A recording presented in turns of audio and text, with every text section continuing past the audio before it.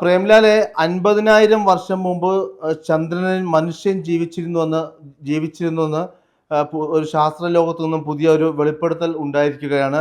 ഇതിൽ ഈ ശാസ്ത്ര ലോകത്തു നിന്നുണ്ടായ ഈ വെളിപ്പെടുത്തലിൽ എന്തെങ്കിലും സത്യമുണ്ടോ? തുഫൈൽ, ഇത് കുറെ അവിശ്വസനീയമായ ഒരു വാദഗതിയാണ് ഇത് ഉന്നയിക്കുന്നത്. ഇത് ഉന്നയിച്ചേക്കുന്ന ആളുടെ പേര് ഗ്രെഗ് ബ്രാൻഡൻ എന്നാണ്. ഇദ്ദേഹം ഒരു ജിയോളജിസ്റ്റ് ആണ്. പിന്നെ ഇത്തരത്തിലുള്ള ശാസ്ത്ര വിഷയങ്ങളിൽ ഇദ്ദേഹം പുസ്തകങ്ങൾ നിരവധി എഴുതിയിട്ടുണ്ട്. അപ്പൊ ഇയാള് ഒരു ടെലിവിഷൻ അഭിമുഖത്തിലാണ് ഇത്തരം ഒരു വാദഗതി ഉന്നയിക്കുന്നത്. അപ്പൊ അങ്ങേര് പറയുന്നത് ഇങ്ങനെയാണ്: 50,000 വർഷം മുമ്പ് ചന്ദ്രനിൽ മനുഷ്യൻ ജീവിച്ചിരുന്നു, അല്ലെങ്കിൽ മനുഷ്യന് സമാനമായ ജീവിവർഗം ചന്ദ്രനിൽ ഉണ്ടായിരുന്നു. അതിന് സമാനമായ ജീവിവർഗം തന്നെയാണ് ഭൂമിയിലും ഉണ്ടായിരുന്നത്. അപ്പൊ നമ്മൾ തന്നെയാണ് ചന്ദ്രനിലും ഉണ്ടായിരുന്ന, അവര് തന്നെയാണ് ഭൂമിയിലും ഉണ്ടായിരുന്നത് എന്നാണ് ഇയാൾ വാദിക്കുന്നത്. അപ്പൊ ഇത് സംബന്ധിച്ച് അമേരിക്കയ്ക്കും റഷ്യയ്ക്കും, അതായത് നാസയ്ക്കും റഷ്യയ്ക്കും ഇത് സംബന്ധിച്ചുള്ള തെളിവുകൾ അവരുടെ കൈവശമുണ്ട്.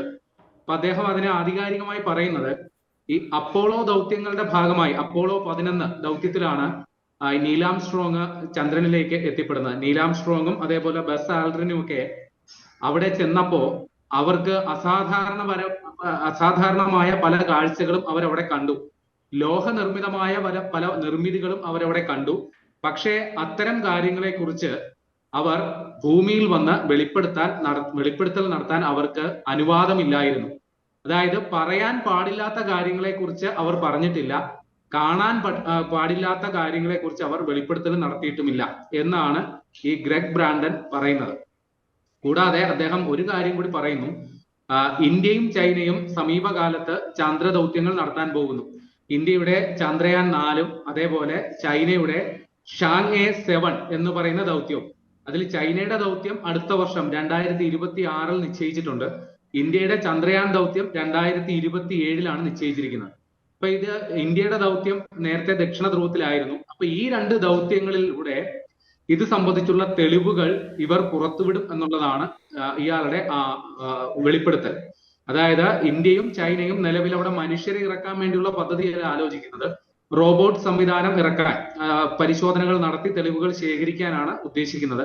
അപ്പൊ ഈ തെളിവുകളിലൂടെ പണ്ട് അവിടെ മനുഷ്യവാസം ഉണ്ടായിരുന്നു എന്നുള്ളതിനെ കുറിച്ചുള്ള തെളിവുകൾ കിട്ടും, അവരത് പുറത്തുവിടും എന്നുള്ളതാണ് ഈ ഗ്രെഗ് ബ്രാൻഡൻ അവകാശപ്പെടുന്നത്. അപ്പൊ ഇയാൾ പറയുന്നത്, നേരത്തെ പറഞ്ഞു, മനുഷ്യർക്ക് സമാനമായ ജീവിവർഗം തന്നെയാണ് ചന്ദ്രനിലും ഉണ്ടായിരുന്നത്. പക്ഷെ ഇവർ പരസ്പരം ഏറ്റുമുട്ടി. അങ്ങനെ നിരന്തര യുദ്ധത്തെ തുടർന്നാണ് ചന്ദ്രനിലെ അവരുടെ വംശം ഇല്ലാതായത് എന്നാണ് ഇയാൾ വാദിക്കുന്നത്. അപ്പൊ ഇതുമായി ബന്ധപ്പെട്ട് ഈ സോഷ്യൽ മീഡിയ പ്രചാരണങ്ങളിലടക്കം അനുനാക്കി എന്നൊക്കെ പറഞ്ഞ് ചില വാദങ്ങൾ പ്രചരിക്കുന്നുണ്ട്. ചന്ദ്രനിൽ വലിയ രീതിയിലുള്ള എന്താ പറയുക, വിശദീകരിക്കാനാകാത്ത തരത്തിലുള്ള പല കാഴ്ചകളും പുറത്തു വന്നിട്ടുണ്ട്. അതെല്ലാം ഈ അനുനാക്കികളുടെ നിർമ്മിതികളാണ്, അല്ലെങ്കിൽ അസാമാന്യ ശേഷിയുള്ള അവരുടെ നിർമ്മിതികളാണ് എന്നാണ് ഇവർ വാദിക്കുന്നത്.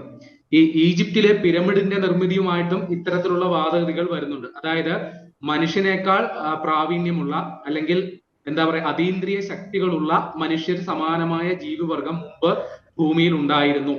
അവർ പിന്നീട് ഭൂമി ഉപേക്ഷിച്ചു പോയി.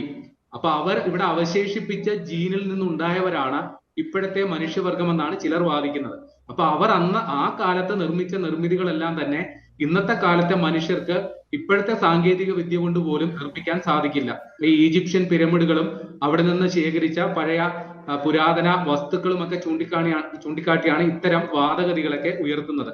അപ്പൊ ഇവർ പറയുന്നത്, അതായത് ഈ ഗ്രെഗ് ബ്രാൻഡന്റെ വാദം പക്ഷേ നാസയോ അല്ലെങ്കിൽ അതേപോലെയുള്ള ഔദ്യോഗിക സ്പേസ് ഏജൻസികളോ ഒന്നും തന്നെ മുഖവിലേക്ക് എടുക്കുന്ന സംഗതിയല്ല. നിരവധിയായ പരിവേഷണ വാഹനങ്ങൾ പകർത്തിയതും അവിടെ മനുഷ്യർ നേരിട്ട് പോയി കണ്ട വസ്തുതകളുടെ അടിസ്ഥാനത്തിൽ ലഭ്യമായ ശാസ്ത്രീയ വിശകലനങ്ങളിൽ ഒന്നും തന്നെ ഇത്തരത്തിൽ അവിടെ ഒരു നാഗരികത ഉണ്ടായിരുന്നതായിട്ട് തെളിവുകൾ ഒന്നും തന്നെ ശേഖരിച്ചിട്ടില്ല. അപ്പൊ ചിലർ ഇപ്പോഴും വാദിക്കുന്നത്, ഭൂമിയിൽ നിന്ന് നിരീക്ഷിക്കുന്ന ചന്ദ്രന്റെ മുഖം, അതിന് അപ്പുറം നമ്മൾ ഭൂമിയിൽ നിന്ന് കാണാത്ത മറുപുറത്ത് ഇത്തരത്തിലുള്ള രഹസ്യ നിക്ഷേപങ്ങൾ ഉണ്ടെന്നാണ് ഇപ്പോഴും ചിലർ വാദിച്ചുകൊണ്ടിരിക്കുന്നത്. അപ്പൊ ഇതിനിടയിൽ ജെഫ് ബെസോസ് മറ്റൊരു വെളിപ്പെടുത്തലുമായിട്ട് വന്നിട്ടുണ്ട്. ഈ ജെഫ് ബെസോസ് എന്ന് പറയുന്ന ആള് ലോകത്തെ ശതകോടീശ്വരന്മാരുടെ പട്ടികയിലുള്ള ഒരാളാണ്. കൂടാതെ അദ്ദേഹമാണ് ആമസോൺ എന്ന് പറയുന്ന സ്ഥാപനത്തിന്റെ ഉടമ. അതേപോലെ ബ്ലൂ ഒറിജിൻ എന്ന് പറയുന്ന സ്വകാര്യ ബഹിരാകാശ ഏജൻസിയുടെ ഉടമസ്ഥൻ കൂടിയാണ് ഈ ജെഫ് ബെസോസ്.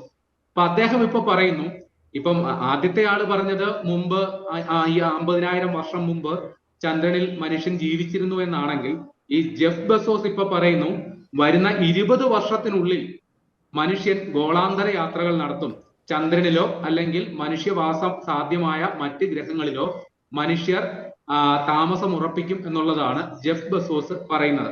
അപ്പൊ അദ്ദേഹം അതിന് പറയുന്നത് കാരണം അന്നത്തെ കാലത്ത് അതിനുള്ള സാങ്കേതിക വിദ്യ അതിന് പ്രാപ്തമാകുന്ന രീതിയിൽ വളരും എന്നാണ് അദ്ദേഹം പറയുന്നത്. ഇപ്പോ സാങ്കേതിക വിദ്യയുടെ വികാസം അത്രമാത്രം ദ്രുതഗതിയിലാണ് നടക്കുന്നത്. നമുക്ക് ആ സമയത്ത് ഒരു 20 വർഷത്തിനപ്പുറം ഈ ഗോളാന്തര യാത്രകൾ എന്ന് പറയുന്നത് അത്രയ്ക്ക് ചെലവ് കുറഞ്ഞ ഒരു പരിപാടിയായിട്ട് മാറും എന്നുള്ളതാണ് ഇദ്ദേഹം പറയുന്നത്. അല്ലെങ്കിൽ അത്തരം യാത്രകൾക്ക് സാധ്യമായ വാഹനങ്ങൾ, അല്ലെങ്കിൽ ബഹിരാകാശ യാത്രയ്ക്ക് സാധ്യമായ വാഹനങ്ങൾ ആ സമയത്ത് സജ്ജമാകും എന്നുള്ളതാണ് അദ്ദേഹം പറയുന്നത്. കൂടാതെ ഒരു കാര്യം കൂടി അദ്ദേഹം പറയുന്നു, ഇത് നമ്മളുടെ ഒരു അത്യാവശ്യമായി വരത്തില്ല. അതായത് ഭൂമി വിട്ടു പോകേണ്ട ഒരു സാഹചര്യം ഉള്ളത് കൊണ്ടല്ല ഇങ്ങനെ ഒരു ചിന്ത താൻ മുന്നോട്ട് വെക്കുന്നത്. പക്ഷെ അതിനൊരു അവസരം കിട്ടും എന്നുള്ളത് കൊണ്ടാണ്. വേണമെങ്കിൽ പോകാം, പോകാതെ ഇരിക്കാം. അല്ലാണ്ട് ഇത് നിർബന്ധ അവസ്ഥയിൽ ഭൂമി വിട്ടു പോകേണ്ട ഒരു സാഹചര്യം 20 വർഷത്തിന് ശേഷം ഉണ്ടാകും എന്നല്ല അദ്ദേഹം പറയുന്നതെന്നും പറയുന്നു. അതേപോലെ നിലവിൽ ഇപ്പോൾ നമ്മൾ പലപ്പോഴായിട്ട് ചന്ദ്രനിലേക്ക് ദൗത്യ സംഘങ്ങളെ അല്ലെങ്കിൽ ബഹിരാകാശ ദൗത്യങ്ങൾ നമ്മൾ നടത്തുന്നു. അപ്പോ ഭാവി കാലത്ത് റോബോട്ടിക് സാങ്കേതിക വിദ്യ ഉപയോഗിച്ച്, നിലവിലും റോബോട്ടിക് സാങ്കേതിക വിദ്യ ഉപയോഗിക്കുന്നുണ്ട്, എന്നാലും ചന്ദ്രനിൽ നമ്മൾ നേരിട്ട് മനുഷ്യൻ പോയി നേരിട്ട് നടത്തേണ്ട പല പ്രവർത്തനങ്ങളും റോബോട്ട് സാങ്കേതിക വിദ്യ ഉപയോഗിച്ച് ചെലവ് കുറഞ്ഞ രീതിയിൽ നമുക്ക് ഇവിടെ നിന്ന് ചെയ്യാൻ സാധിക്കും എന്നുള്ളതാണ് അദ്ദേഹം പറയുന്നത്. അതേപോലെ അദ്ദേഹം പറയുന്ന മറ്റൊരു സംഗതി, വളരെ ചെലവ് കുറഞ്ഞ രീതിയിൽ ചന്ദ്രനിൽ നിന്ന് മാത്രമല്ല, നിലവിൽ നമ്മൾ ചൊവ്വയിൽ മനുഷ്യ കോളനി നിർമ്മിക്കാനായിട്ടുള്ള പല പദ്ധതികളും പലരും വിഭാവനം ചെയ്യുന്നുണ്ട്. അതെല്ലാം ഭാവിയിൽ സാധ്യമാകും. പലരും ഇതിന്റെ ഭാരിച്ച ചെലവിനെ ഓർത്താണ് പിന്നെ അവിടേക്കൊക്കെ ഒരു തവണ പോയാൽ പിന്നെ തിരിച്ചു വരവ് സാധ്യമാണോ എന്നുള്ള ചോദ്യവും അവശേഷിക്കുന്നുണ്ട്. അപ്പൊ ഇത്തരം ചില കാര്യങ്ങൾ മുൻനിർത്തിയാണ് പലരും അത്തരം യാത്രകൾ അതൊന്നും നടപ്പുള്ള കാര്യമല്ല എന്ന് വാദിക്കുന്നത്. പക്ഷെ ഇദ്ദേഹം പറയുന്നത് ആ കാലത്ത് ഒരു 20 വർഷത്തിനപ്പുറം അങ്ങോട്ടും ഇങ്ങോട്ടുമുള്ള യാത്ര സുഗമമാകുന്ന തരത്തിലുള്ള സാങ്കേതിക വിദ്യ ഉണ്ടാകും.